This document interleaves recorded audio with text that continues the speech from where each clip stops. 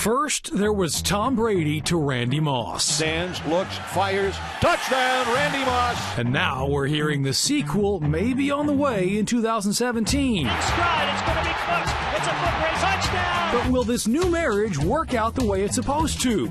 Let's make it simple and find out by seeing what Next Gen Stats has to say about the new union.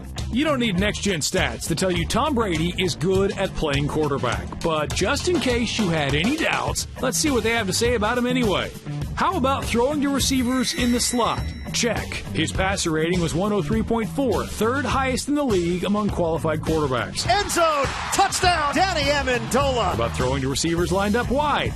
Check. His rating there, 101.5, fifth best in the league. Brady throwing, corner of the end zone, caught, touchdown. And while we know how good he is throwing the short pass, how about the long ball? On passes that travel 20 or more air yards, his rating was 116.7 according to Next Gen, third best. Tom Brady, deep pass, man running open, touchdown New England. So Brady can throw the deep pass with the best of them. However, he didn't do it that often, throwing deep just 3.9 times a game. 18 other quarterbacks ranked ahead of him. But that could all change now that Brandon Cooks is in town. Brady, rainbow. Brandon Cooks for the Patriot touchdown. There is plenty of evidence suggesting Cooks is the best deep threat to roll into New England since Moss. Start with his ability to get away from defenders on deep passes. Cooks averaged 2 yards of separation when targeted on passes that travel 20 or more yards in the air, tied for 15th best among qualified receivers. And for perspective, just know when it comes to separation, anything 2 yards or more is more than enough for a good quarterback to work with.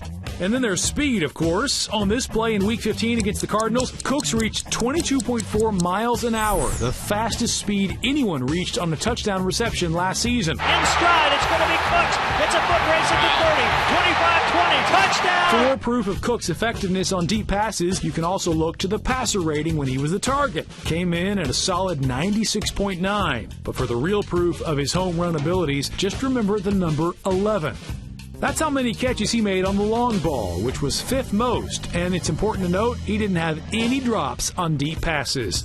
And then finally, there's the 544 yards he racked up on those 11 catches. No receiver had more yards on 20 or more air yard throws. Oh, what a catch! Brandon Cooks! So, Brady can fling it, and Cooks can haul it in. Time to put Moss's single-season touchdown receiving record on alert, right?